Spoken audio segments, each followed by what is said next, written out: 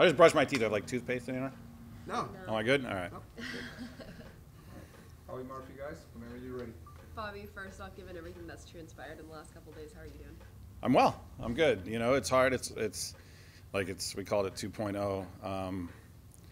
You know, it's always difficult when you go through this because you have personal relationships with the Jason and the rest of the guys, but it's also the nature of the business and what we signed up for. So, you know, to ask how I'm doing is to me is secondary. It's about how the players are doing and trying to get them prepared and ready to go for tomorrow night. So, and how are the players doing? They seem well. You know, I mean, I think that there's a shock and there's a period of sadness and hopefully some self-reflection and. But they also, you know, they've been through it before, if not at this club, at different clubs that they've been at, and they know that, you know, that they have to, you know, sort of get up and get on with it and get to work. So, you know, I couldn't have asked for more the last few days of training. They've been great, and it's just a matter of, you know, taking what's happened here and taking it on the road and getting a result. Can you break down the process on Friday? When did you find out you were going to be interim? When did you find out that Jason Kreis was parting ways with the club? You know, I got word after it happened. Jason and I spoke, and that'll stay between us. The club approached me and asked if I'd be willing to do it, and you know that was it. Then it was just a matter of just trying to organize everything for the weekend and getting ready for training. So, you know, it was all sort of it was all very much a surprise, but it is what it is, and you know we just move on and we go from there. Have you spoken to Jason since then? No. The results lately haven't been what you'd want. Obviously, 6 losses in a row, but it's also a lot of the same problems. Giving up the first goal, not being able to finish, then kind of getting burned on those counters, and then it kind of repeats, at least from what I'm seeing. So, you're interim coach, but what would you change right now? I mean, I think what we have to do, and what I've tried to do, is it's a double-edged sword, right? Because we can talk about, oh, we're a good team, right? But if we were a good team, these things wouldn't be happening. If we were a good team right now, these things wouldn't be happening.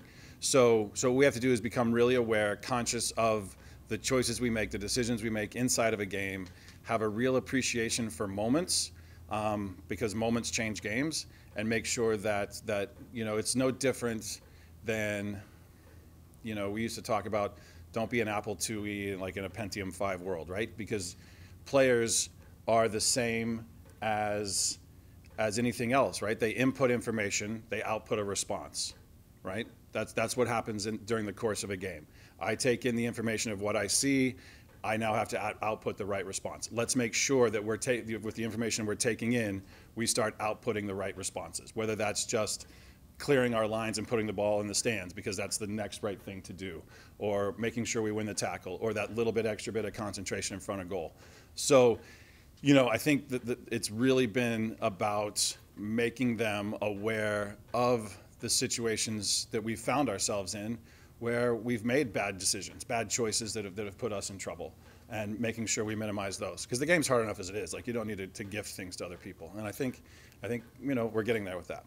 By making this move when it did, what message do you think the front office is sending to the guys on the team? I don't know. You know. I mean, you know, I know you guys want those questions and you want those big answers when it comes to that stuff.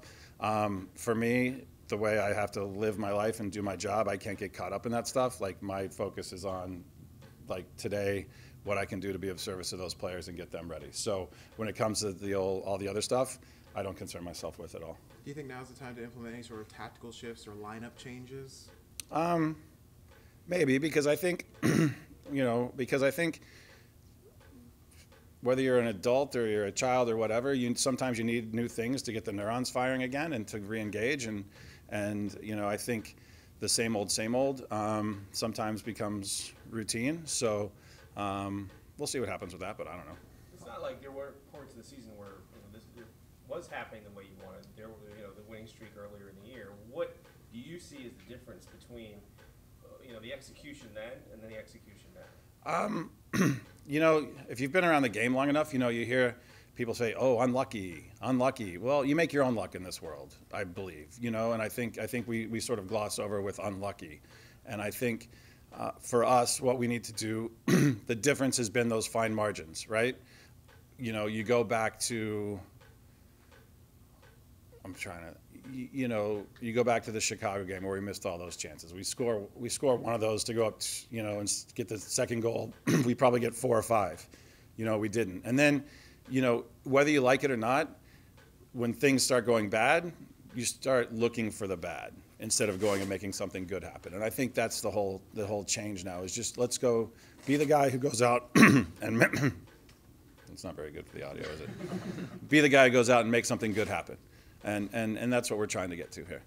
Go make a difference. Bobby, have you heard from the front office at all in terms of the next coach on any word on when, how long you'll have the interim title? No, and that's got nothing to do with me. And my job is to do this job for as long as I have it, and then we'll go from there. And to get caught up in that other stuff, just if I, takes away from what I have to do today. And so it's better for me just to keep going.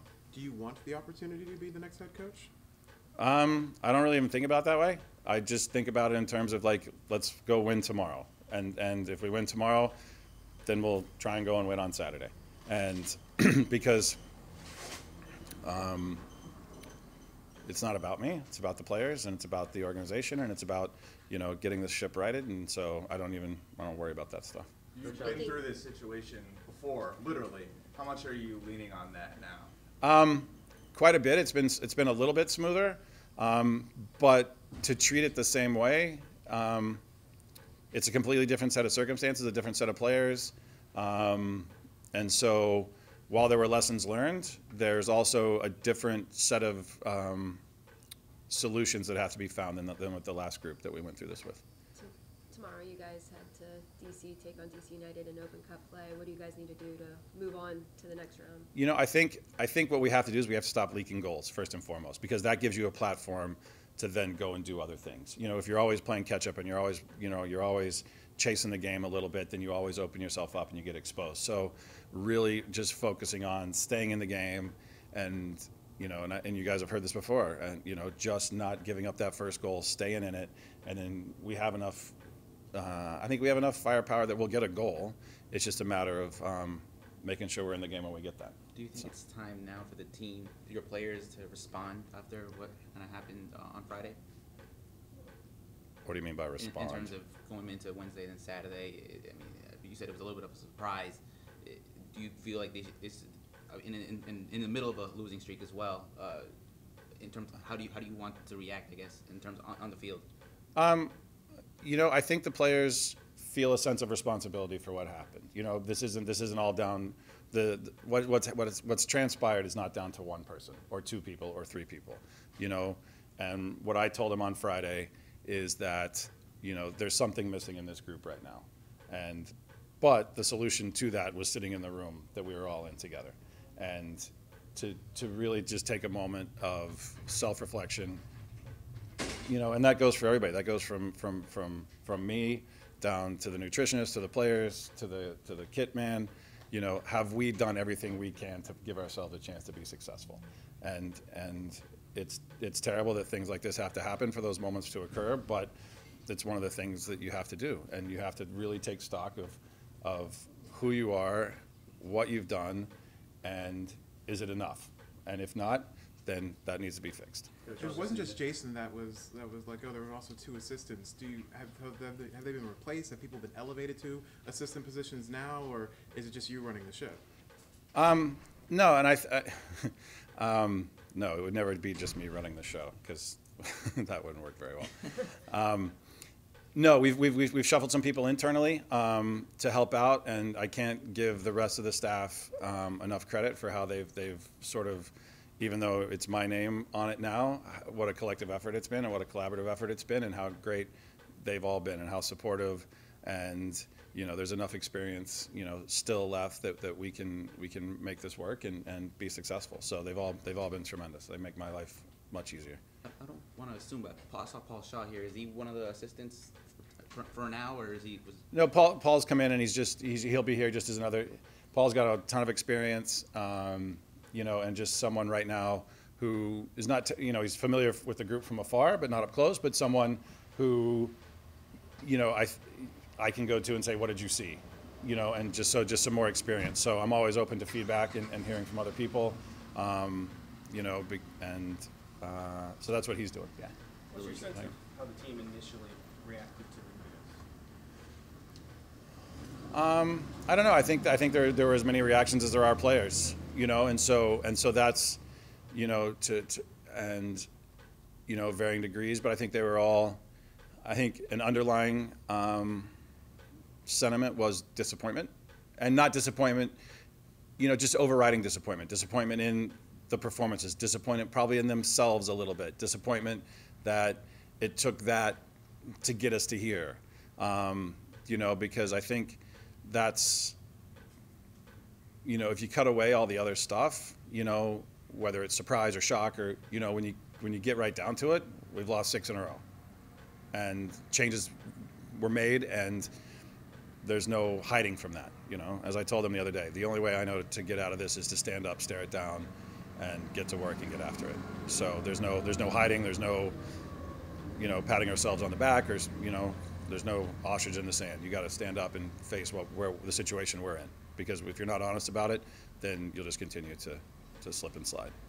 Jason had said repeatedly that this is the most together group that he's coached. Are you still getting that sense that this group is still extremely together? Absolutely.